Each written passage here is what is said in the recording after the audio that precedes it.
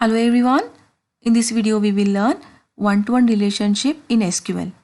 In last video we have learned one-to-many and many-to-one relationship using foreign key constraint and we have implemented it in Postgres.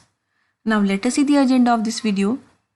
We will see the introduction of one-to-one relationship and some of its important points.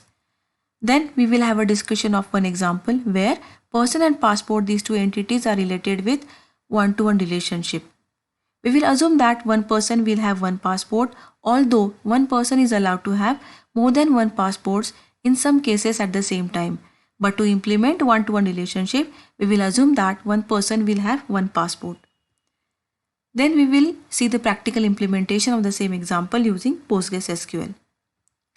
Now let us see the introduction of one-to-one relationship. It is a type of cardinality which refers to the relationship between two tables. We know that there are four types of cardinalities: one-to-one, one-to-many, many-to-one and many-to-many. A row in a table is related to one and only one row in another table and vice versa in one-to-one relationship. One-to-one relationship between two tables is created using some constraints. These constraints are primary key, foreign key and unique constraint. Already we have seen examples of primary key and foreign key constraints.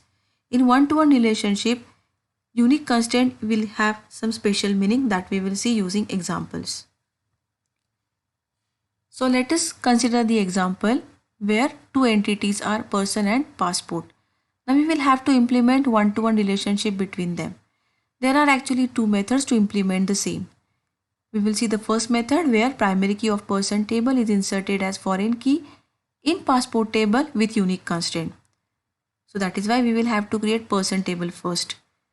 Person table will have the fields person ID as a primary key, person name, city, state, birth date and nationality.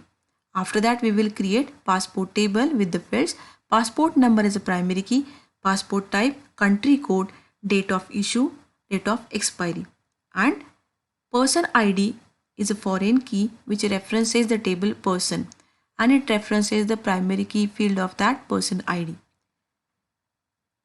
We have also included here unique constraint so that person and passport will have one-to-one relationship in it. If we do not include unique constraint, then this relationship would be of type one-to-many. So to make it as one-to-one, we will have to make that foreign key constraint as a unique also.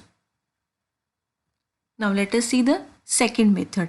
In second method, primary key of passport table is inserted as a foreign key in person table with unique constraint. So here we will have to create passport table first with the fields passport number as a primary key, passport type, country code, date of issue and date of expiry. After that we would create person table where person ID is a primary key, person name, city, state, birth date and nationality fields. Also we have included passport number as a foreign key which references primary key field of passport table. Also we have made it as a unique. So passport number integer unique references passport. Here we have implemented one-to-one relationship between passport and the person. Now we are in Postgres and we have created two tables, person and passport. Here we will see the one-to-one relationship where person's primary key is inserted as a foreign key in passport table with unique constraint. And because of unique constraint, there is one-to-one relationship between person and passport. We can see that person table is having the fields person ID as a primary key, person name, city, state, birth date and nationality of the person. And our table is successfully created.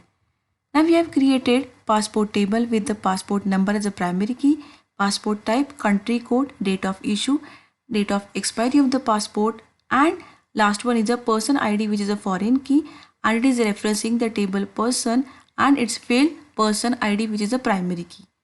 Also we have implemented here the unique constraint and because of the unique constraint there is a one-to-one relationship between person and passport.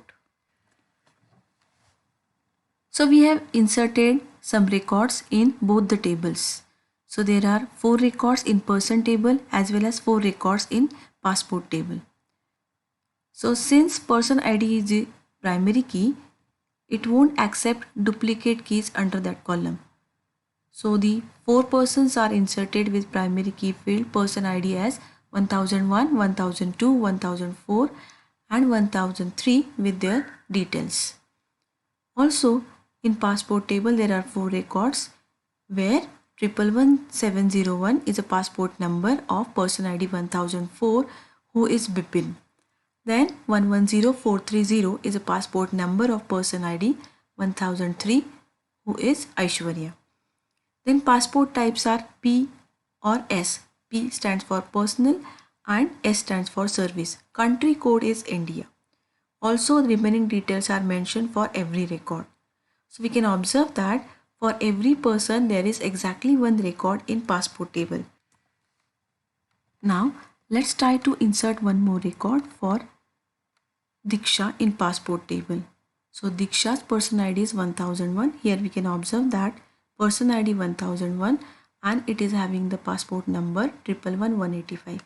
What we have done, we try to insert one more record in passport table for Diksha with passport number as 111450. As we press enter, it has given the message that duplicate key value violates unique constraint with a specified constraint name. Means that key 1000 will already exist. And here the purpose of one-to-one relationship is served. That is, for one person, we would be able to insert exactly one record in passport table. In this example, we have created first the person table and then the passport using method 1. We can also create the same relationship, one-to-one relationship, where passport table is created first and then person table. We can try that. So here we have ended with that topic and thank you for watching.